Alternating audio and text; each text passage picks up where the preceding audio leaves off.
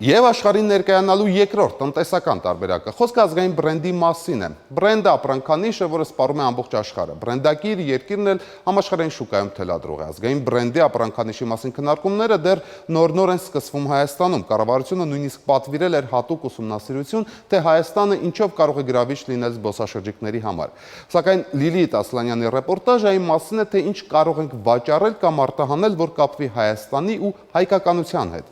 Ակնհայտ է, որ մենք սա կավենք քանակով, բայց շատ առավել շատ համաշխարհային ներկայությամբ։ Չկա երկիր, որ չունենա իր հայտնի հայը, չկա պետություն, որի զարգացումը կապված չլինի հայ մտածողի կամ արտադրողի անվան հետ։ Սա պարզ է։ Ուրեմն ինչ պետք է անենք, որ հայկական ստեղծագործ միտքը ծաղկում ապրի հենց Հայաստանում, եւ հենց այստեղ ձևավորվեն այն ապրանքանիշները, որոնք տասնամյակներ անց միջազգային շուկայում դառնալով առաջատար, վերածվեն իրական բրենդի, հայկական բրենդի, մրցունակ ու ճանաչված բրենդի։ Լիլիթ Ասլանյանի վերլուծությունը։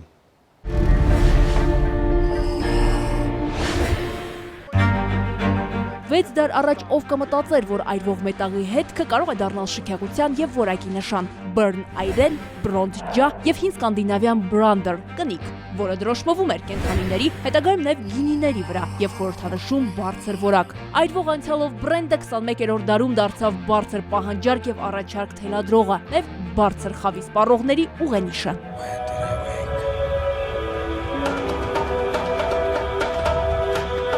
Սա Գինեսի գրքում գրանցված աշխարհի ամենաթանկ գովազդն է։ 2 րոպեանոց տեսահոլովակի համար 10 տարի առաջ պատվիրատուն վճարել է $40 միլիոն։ Դրանից պակաս այդ ապրանքանշանի դեպքում անկարելի էր։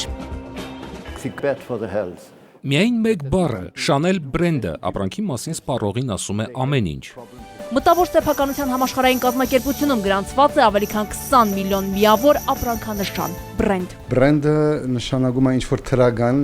որակով երևույթ։ Բրենդային համբավ կարող է ունենալ ամեն ինչ՝ ժամացույցը, հագուստը, սնունդը, մեքենան, հանգստավայրը, ֆուտբոլային թիմը, հեռուստաընկերությունը եւ նույնիսկ մարդը։ Օրինակ Քիմ Քարդաշյանը համարվում է ամերիկյան բրենդ, որովհետև նրա բրենդը ձևավորել են ամերիկացիները եւ դարձրել ամենացանկալի կնոջ համաշխարհային բրենդ։ Մեքենան պետք է լինի գերմանական, աքսիոմատիկ արտահայտությունը ձևավորել են ավտոբրենդները՝ Mercedes-ը, BMW-ն, որակի հաշվին դաջեցին համաշխարհային շուկայում գերմանական մեքենաների իրենց հետքը։ Բեխերովկան էլ դարձել է չեխական ալկոհոլային խմիչքների ամենահայտնի բրենդը։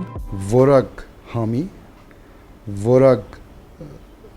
փաթեթավորման եւ որակ սպասարկման։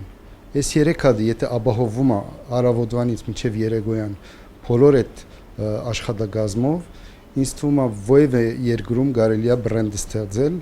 ու գնալ արդեն միջազգային։ Պարտադիր չէ, որ թանկ լինի այն ամենը, ինչ բրենդայինի համարում ունի։ Բրենդայինի եւ լաքշրիի միջև հավասարության նշանը վաղուց կոտրված է։ McDonald's-ը, Starbucks-ը, Google-ը հայտնի բրենդներ են լայն սպառման եւ հանրությանը հասանելի լինելու արդյունքում։ Հիմնականում շեշտը դված է բրենդային ապրանքանիշի վրա։ Սա այն դեպքն է, որ բրենդայինը նաև լաքշրի է համարվում։ Գոնե մեկ անգամ Louis Vuitton-ի, Hermes-ի կամ Prada-ի պայուսակ բռնելու գայթակղությանը տրվելով, շատ հայաստանցիներ դրանք փոքր-ինչ ցածր գներով ձեռք են բերում օնլայն խանութներից կամ էլ duty free-ից։ Մոտավոր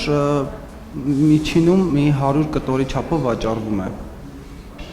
Ամիսը, այո։ Բրենդը պատմություն է, որը ձևավորվում է տասնամյակների ընթացքում եւ դառնում երկրի այցեքարտը։ Շվեյցարիայի այցեքարտը ժամացույցներն են, բանկերը ու պանիրը։ Որքան հարուստ է պետությունը, այնքան շատ եւ որակով են հեղինակավոր լրատվամիջոցները ներկայացնում ազգային բրենդը։ Որն է մեր երկրի բրենդը, հստակ պատասխան դեռ չկա։ Հաշվի առնելով, որ բրենդը նախ եւ առաջ շուկայական հարաբերությունների գործիք է եւ ապահովում է նոր ներդրումներ, Հայաստանի կառավարությունը մտադիր է մեր երկրում նոր բրենդներ զարգացնել։ Ամենահեռանկարայինը գիտելիքն է։ Նոր հաջողակ բրենդ ստեղծել նշանակում է նոր արժեք ստեղծել, այս դեպքում գիտելիք։ Դրա ստեղծման համար կան նախադրյալներ։ Օրինակ Դիլիջանի միջազգային դպրոցը, ամերիկյան համալսարանը, այբ դպրոցը։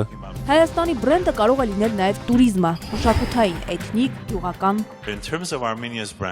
Մեր հետազոտության արդյունքները վկայում են, որ մարդկանց մի մեծ խումբ Հայաստանի մասին տեղեկություն չունի։ Առաջին հայացքից դա վատ է, բայց իրականում կարող է օգտագործվել հօգուտ Հայաստանի։ Հասկանալով ինչ են ակնկալում ստանալ զբոսաշրջիկները Հայաստանում, կարող ենք մշակել նրանց պահանջներին համապատասխան առաջարկ։ Սա ապագայի եւ երկրի բրենդի հարց է։ Իսկ թե հիմա որն է Հայաստանի ամենահայտնի բրենդը, տեղական եւ միջազգային շուկայում հնչում է Արարատը։ Լիլիթ Ասլանյան, Խաչատուր Եսայան, ժամը լրատվական։